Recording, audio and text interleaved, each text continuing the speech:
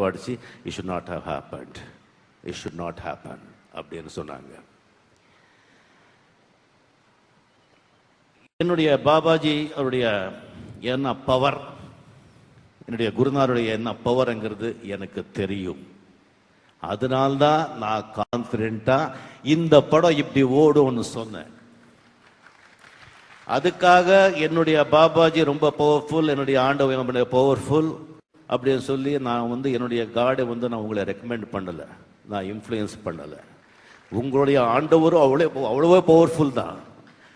Jesus ஆகட்டும், அல்லா ஆகட்டும், விநாயகர் ஆகட்டும், முருகர் ஆகட்டும், கிருஷ்ணர் ஆகட்டும், அம்மன் ஆகட்டும், எல்லாருமே பவர்ஃபுல் தான்.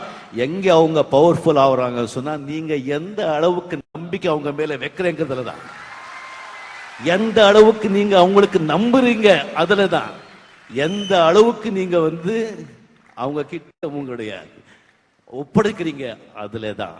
நான் ஒப்படைச்சிட்டே நம்பிக்கை இருக்கு, சக்சஸ் ஆச்சு. எஸ், ஆண்டவன் இருக்கான், நல்லவங்க வாழுவாங்க, கொஞ்சம் நேரம் ஆகும், அவ்வளவுதான். அவ்வளவுதான்.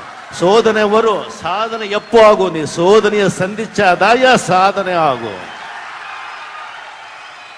தயானந்த சரஸ்வதி ஒருத்தர் சொல்றாரு, ஒரு தாத்தா பேரனுக்கு கதை சொன்னாரா, அவர் கதை, அவர் ஹிஸ்டரி, பயோகிராஃபி.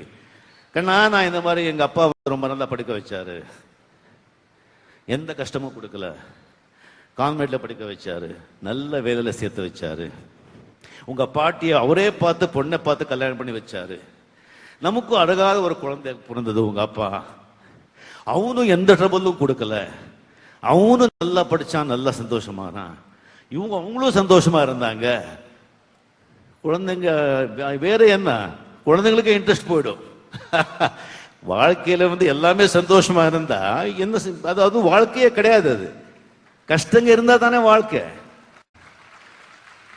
இன்பத்தையே நினைச்சிட்டு போயிட்டு இருந்தா அது வாழ்க்கையே கிடையாது, கசந்துடும். துன்பங்க இருக்கோ, இருந்துதான் ஆகணும். அதுக்காக துன்பத்தை தேடி போக வேண்டாம், பட் வந்தா ரொம்ப நொந்து போக வேண்டாம். அதுக்கப்புறம் ஒன்று சொல்றேன். இப்ப தாசிய சார் சொன்னாங்க, இந்த முடி பத்தி ஒன்று சொல்லிதான் ஆகணும், ரொம்ப நாளா ஆசை. நான் சொல்றதுக்காக நான் வெயிட் பண்ணிக்கிட்டு இருந்தேன். எனக்கு சின்ன வயசுலேயே வெள்ளை முடி வந்துடுச்சு, ஒயிட் ஹேர்ஸ் வந்துடுச்சு, ஒரு 18, 19, 20 இயர்ஸ்ல. அதுக்கப்புறம் என்ன பண்ணணும் சொன்னா, டை பண்ணி தான் ஆகணும். 30, 22 இயர்ஸ்ல டை பண்ணி தான், டை அடிச்சு தான் ஆகணும். ஸோ டை அடிச்சா முடி கொட்ட ஆரம்பிச்சிடுச்சு. என்னடா இது, இந்த டை சரியில்லை, அந்த டை சரியில்லை சொல்லி டையை மாத்தி மாத்தி அடிச்சு அடிச்சு 90% முடி போன பிறகு தெரிஞ்சது டை எனக்கு ஒத்துக்கலன்னு.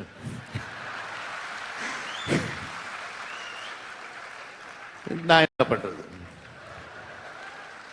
சரி, தாடி சின்ன வயசுல இருந்து தாடி தான் ரொம்ப பிடிக்கும் எனக்கு. ஏன்னா தாடியில ஒரு பவர் இருக்கிற ஒரு சின்ன சிறு பிள்ளைத்தனமான நம்பிக்கை இருக்கட்டுமே.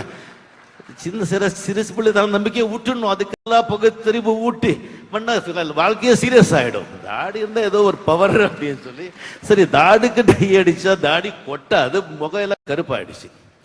சரி தாடி கூட அப்படியே நான் விட்டு. இப்போ சில பேர் சொல்றாங்கன்னா